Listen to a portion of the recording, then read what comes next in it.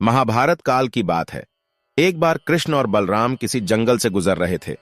चलते चलते काफी समय बीत गया और अब सूरज भी लगभग डूबने वाला था।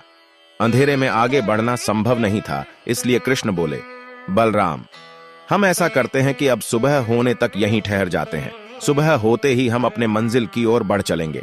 बलराम बोले, पर इस घने जंगल में हमें खतरा हो सकता है।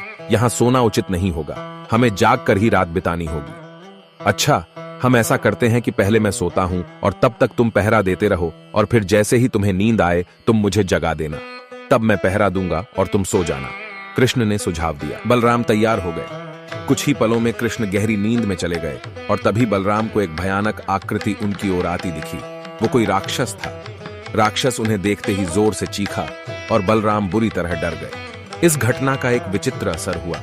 भय के कारण बलराम का आकार कुछ छोटा हो गया और राक्षस और विशाल हो गया। उसके बाद राक्षस एक बार और चीखा और पुण्य। बलराम डरकर कांप उठे। अब बलराम और भी सिकुड़ गए और राक्षस पहले से भी बड़ा हो गया। राक्षस धीरे धीरे बलराम की ओर बढ़ने लगा। बलराम पहले से ही भयभीत थे और उस विशालकाय राक्षस को अपनी ओर आता देख जोर से चीख पड़े, कृष्णा, और चीखते ही वहीं मूर्छित होकर गिर पड़े। बलराम की आवाज सुनकर कृष्ण उठे। बलराम को वहां देख उन्होंने सोचा कि बलराम पहरा देते देते थक गए और सोने से पहले उन्हें आवाज दे दी। अब कृष्ण पहरा देने लगे। कुछ देर बाद वही राक्षस उनके सामने आया और जोर से चीखा। कृष्ण जरा भी घबराए नहीं और बोले, बताओ तुम इस तरह चीख क्यों रहे हो? क्या चाहिए तुम्हें? इस बार भी कुछ कृष्ण के साहस के कारण उनका आकार कुछ बढ़ गया और राक्षस का आकार कुछ घट गया। राक्षस को पहली बार कोई ऐसा मिला था जो उससे डर नहीं रहा था। घबराहट में वह पुण्य कृष्ण पर जोर से चीखा।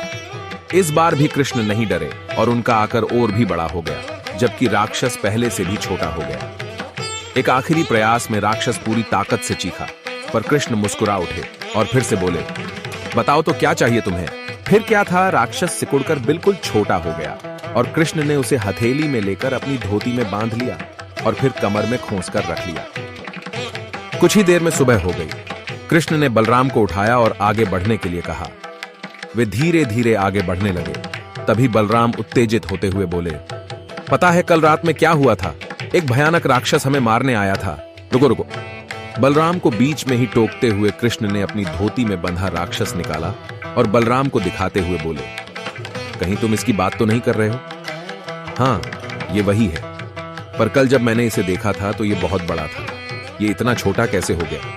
बलराम आश्चर्यचकित। कृष्ण बोले, जब जीवन में तुम किसी ऐसी चीज से बचने की कोशिश करते हो जिसका तुम्हें सामना करना चाहिए, तो वो तुमसे बड़ी हो जाती है और तुम पर नियंत्रण करने लगती है। लेकिन जब तुम उस चीज का सामना करते हो जिसका सामना तुम्हें करना चाहिए, तो तुम उससे बड़े हो जाते हो और उसे नियंत्रित करने लगते हो। दोस्तों, ये राक्षस दरअसल हमारी जिंदगी में आने वाली चुनौतियां हैं। अगर हम इस चुनौतियों को टालते हैं तो ये और बड़ी होती जाती है।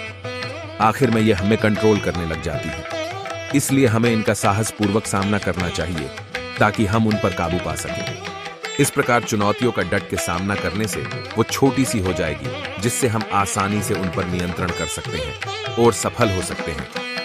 अगर आपको वीडियो अच्छा लगा हो तो वीडियो को लाइक, शेयर और चैनल को सब्सक्राइब करें।